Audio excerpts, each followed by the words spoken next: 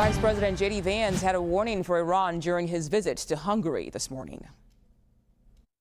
They've got to know we've got tools in our toolkit that we so far haven't decided to use. The President of the United States can decide to use them, and he will decide to use them if the Iranians don't change their course of conduct.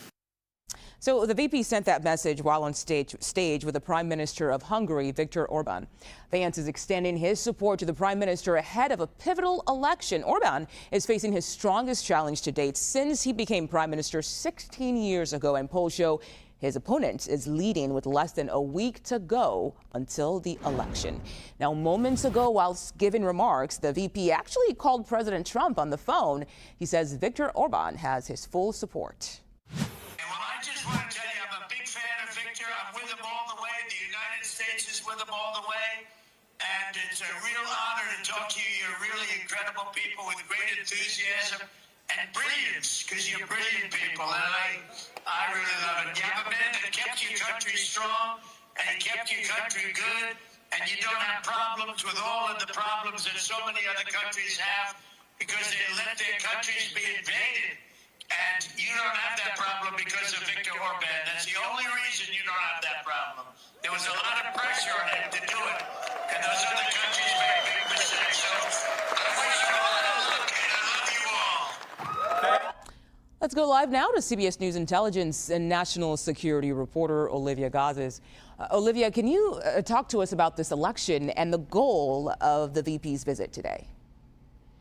Sure. Well, Prime Minister Orbán had vocally appealed to President Trump to come in person. I guess he got him by phone in the end. But the vice president's trip is the highest level U.S. visit to Orbán in nearly 2 decades. And he's the second senior American official after Secretary of State Marco Rubio to come to Budapest with this explicit aim of boosting Orbán's electoral standing.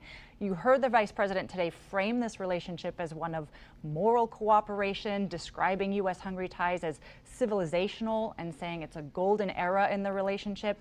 And that is all stemming from this broader shift by the administration, as was laid out by the national security strategy, reinforced by Rubio at the Munich Security Conference in February, as this deliberate effort by the US to deepen ties with nationalist, right-leaning leaders like Orbán, like Robert Fico in Slovakia, who are hardline on immigration, skeptical of support for Ukraine, and much more accommodating toward Russia than most of the other countries in the EU. And there's also this obvious, very personal dimension here.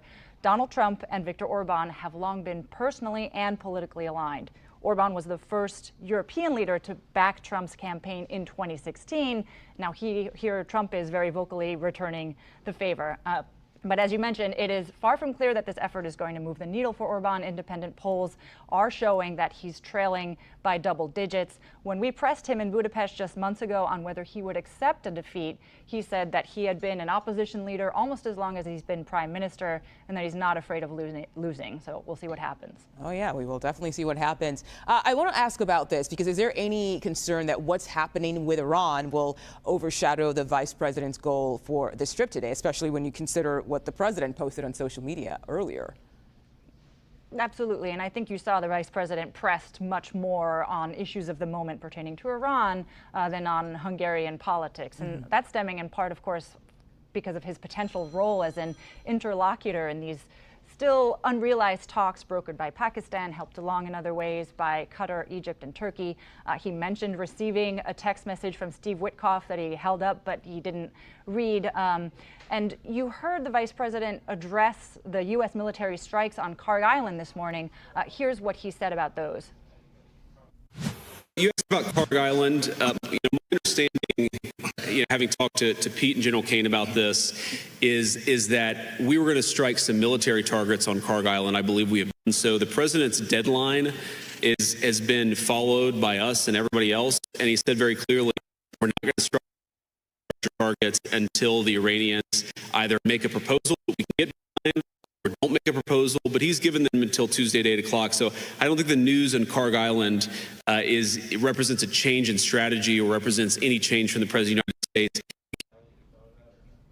A little bit of a breakup in the feed there, but the vice president highlighting the continuity in U.S. strategy and appearing to preserve the possibility that Iran still comes to the table by the president's 8 o'clock deadline tonight. All right, Olivia Gazis, thank you so much for your time.